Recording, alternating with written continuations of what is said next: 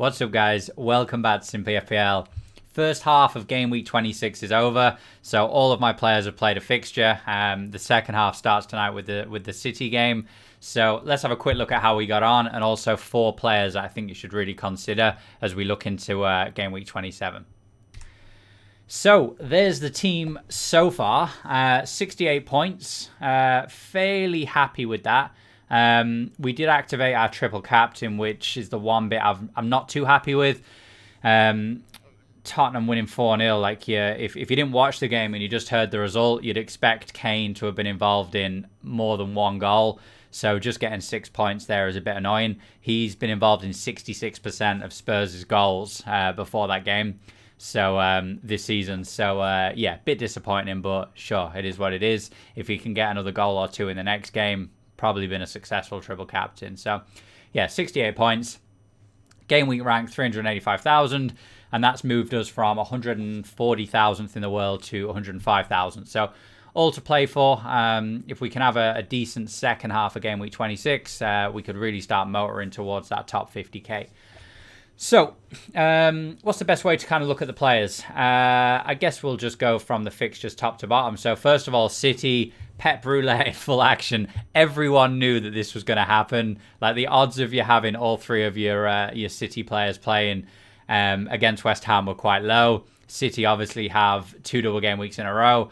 So, yeah, we weren't surprised to see Cancelo not playing. If anything, it means I might captain him in the next double game week because I think the odds of him getting both games are now a lot higher. And we'll have a look tonight, see if Gundogan plays. If Gundogan doesn't play, again, he might be a captain potential. If he does play, we're definitely not going to captain him in the next game week. As for the actual game then, so it was all looking well with the Diaz goal until West Ham then scored. Clean sheet gone.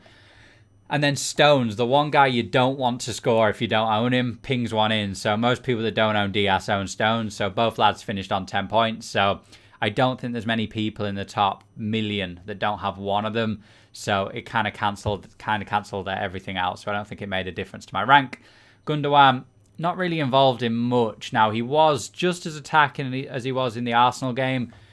I'm really still not worried that he's going to be playing a more defensive role because it just doesn't seem to be the case right now. So I know a lot of people are talking about bringing in De Bruyne.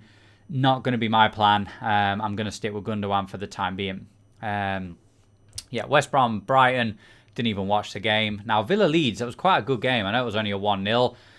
Ollie offside Watkins got the assist for 5 points. Got that early on as well, so we were hoping we'd get a bit of a haul. But sure, we're happy with 5 points from him. We weren't expecting anything. Martinez, his, 55th double pointer of the season. That's obviously a joke, but he gets another 10 points for himself. He's going to be in my team until game week 32, I think, or 33. Whenever Villa's fixtures basically turn red, I'll probably end up bringing Leno in because Arsenal have the easiest last 5 fixtures. But yeah, we'll just keep him in there. And yeah, hopefully he's been the MVP of the season for me so far. And Bamford, so since I brought him in there a week or so ago, he's not done a huge amount for me. Leeds, they had the chances, they could have got something, but yeah, if he got something, it was just going to cancel out Martinez's points. So yeah, I'm sure it would have meant a little bit of a rank rise because more people had Martinez playing the double game week than Bamford. But yeah, we didn't mind it too much. So moving on to Sunday then, that was when our next players played. The Leicester-Arsenal game, what a disaster for me. We got rid of Fernandes for Harvey Barnes, and Harvey Barnes goes off after, 50-odd minutes for 1 point. He's probably going to be out for at least 6 weeks. What a nightmare. So yeah, nothing to talk about there. We're going to be getting rid of him. Not decided if I'll make the sub this week or next week, so I'm still not 100% on who I want to bring in. But yeah, obviously he's just going to be taken out. Not much to talk about there. I do worry for Leicester. As an Everton fan, it's potentially exciting. Barnes and Maddison potentially out now. They only Barnes, Maddison, Vardy and Tielemans have more than 2 goals this season. So having 2 of those 4 out injured, that could really affect Leicester. So there's a chance it might bottle top 4 again for the second season running. We'll keep an eye on that. Spurs Burnley then. So the Gareth Bale show. We'll talk about Gareth Bale in a few moments' time. But 19 points from him, unbelievable. Son got 11, so a couple of assists on the bonus. Looked very good. Didn't get many shots off, but yeah, for a creative role that he played that day, very, very happy. Now, big problem for Harry Kane. I know he only got 6 points, better than 0, but he was basically playing left wing. Just a real nightmare for triple captainers. Like, he was only playing, I'd say, that number 9 spot for about a third of the game. Could have got a second goal in the last minute. That would have been another 4 points plus 3 bonus, or 2 bonus, sorry, because Bale would have still had that. So would have been basically an 18-point miss. That essentially, it was almost an open goal he missed at the end. So that was a sickener. That would have been a phenomenal way to end the day. But yeah, sure, we can't talk about what might have been. Then Sheffield United, Liverpool. So Mo Salah, after me bigging him up against Fernandes, and Fernandes just blanked before, he goes and blanks as well. So Liverpool play quite well. Still holding hope that he's going to be getting us some returns over the rest of the season. But yeah, what a bit of a letdown. If he'd have got a goal or two, we'd have really felt a bit smug about taking Fernandes out instead of Salah. But yeah, it wasn't to be. So that's where we are at the moment. Fixtures going forward, the whole team pretty much has some nice fixtures, except for Salah. Everyone else I'd be hoping for some points off. So yeah, I'd be surprised with my triple captain if I don't go into the top 100k. Something seriously wrong has to happen for me to drop from that 105k. So yeah, all to play for. Hopefully in the next video we'll be able to see me in the top 100k for the first time this season. Well, not the first time this season, because I've been in the top 100k after certain days, like halfway through game weeks, but certainly I've not been in the top 100k after a game week has finished. So let's take a quick look at 4 players which I think are worth some consideration moving forward. First one, El Ghazi. So yeah, I know a lot of people are going to say, but he's not guaranteed games, like he's going to be out the second Grealish is back. That is true. But we don't know when Grealish is going to be back. So, like, if Grealish plays the next game, then fair enough. Maybe we don't consider him as much. But right now, I'm looking at someone that's 5.3 million.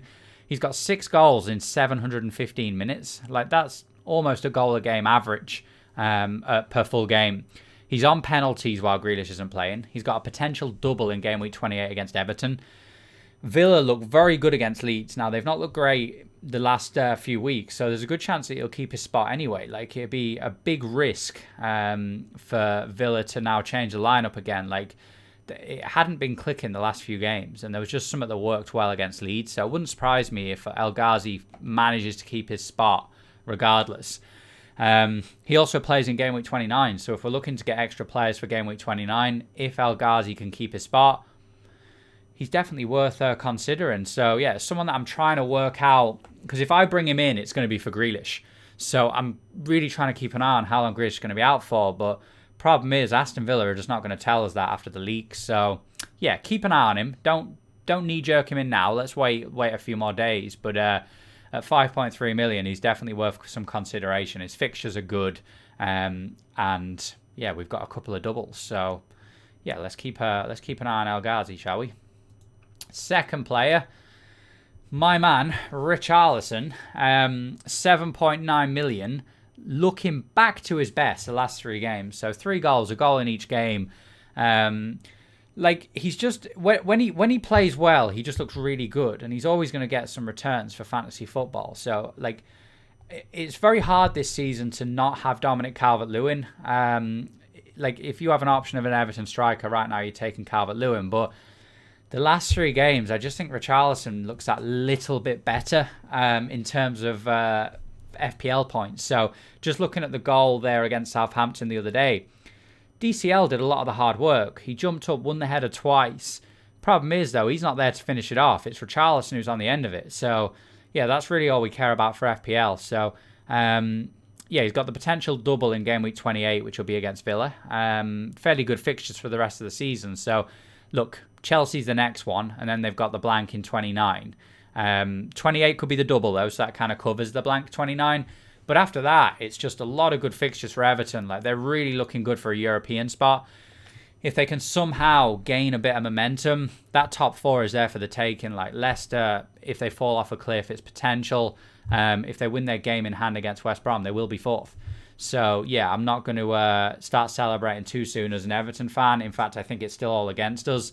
But looking at the fixtures, it's we've got a chance. And I think Richarlison's going to get some points if we do manage to finish up there. Next player is going to shock you a bit, or maybe not. Trent Alexander-Arnold. So everybody's biggest disappointment this season. He was one of the most owned players going into game week 1. I know I had him myself. Liverpool just have been bad this season, right? Like, no one's going to... Like, we have to kind of get over that fact. We can't start every sentence on Liverpool as they've been terrible. We need to kind of look at it based on where we are in the season, what's coming up. So the facts are, Trent is a very expensive player, 7.4 million. I think he's the most expensive defender at the moment. I don't think Robertson's 7.5 yet, but either way, he's right up there. The only thing I'll say for Liverpool, and it's why I've kept Salah over Fernandes, Liverpool have the easiest fixtures remaining out of all the other 19 teams. They have the easiest fixtures. They've only got one red fixture after the game they're playing now against Chelsea. But obviously, we're not going to be bringing him in for that game because that's for this current game week. So we need to bear that in mind. Now, he created a lot of chances there against Sheffield United as well. Got himself 3 bonus points. Like, really did look good. Me personally, I'm going to be bringing in at least one more Liverpool asset for the rest of the season. I just think that they're going to get a lot of wins for the rest of the season. Like, I'm just going for the fixtures. So, look, it's the same sort of argument I had Fernandes against Salah. As much as I think Fernandes is a better option this season, got to look at the fixtures. Liverpool have the easiest fixtures. So, yeah, I'll have this down as a punt. Every time we do one of these videos, I have the punt. This is the one. Alexander-Arnold, if you've got a bit of spare budget and want to upgrade like a Luca Digne at any point, he's the guy to consider. Finally, the biggest knee-jerk of the season, Gareth Bale. Who thought we'd be speaking about him? If you said that at Christmas, we'd be recommending him. We'd be all laughing, right? But look, I'm aware it's the ultimate knee-jerk. 2 goals, 1 assist against Burnley. He looked phenomenal, and that is on the back of looking phenomenal in the Europa League and also in the last game he came on for. I mean, is he back to his best? I don't know. Is he fit? I don't know. Mourinho seems to be quite happy with his progress. Said a few things there after the last game that would indicate he's probably going to start playing more often. Spurs have some good fixtures as well. So I know it's a lot of white on screen, but Palace, Arsenal, Villa and Newcastle, all 4 of those teams he can score goals against. I am really considering trebling up on Spurs for the next 6 to 8 game weeks. Huge risk, but again, I'm all about that risk to potentially get a big reward at the end of it. So yeah, we'll keep an eye on the next game in game week 26, and yeah, we'll decide from there because we can't really look at his XG or his expected goal involvement because he's not played enough. It's a strictly eye test, so to speak. And he also plays game week 29, so that's another thing we want to consider. So, yeah, Gareth Bale, keep an eye on him. Hopefully there's more to come. So, that's it. Apologies, there's been a bit of a gap between this and my last video. I just didn't want to put content up for the sake of it, and obviously this game week's a long one. But yeah, there's the 4 players we're considering and the how we're getting on. So we will have a game week 27 team reveal up probably tomorrow or Thursday. And yeah, let's sit back and enjoy the rest of game week 26. Drop in the comments how you're getting on. Let me know what your rank is. It's the business end of the season, so to speak. So it's good to see how everyone's getting on. But yeah, take it easy and we'll see you soon.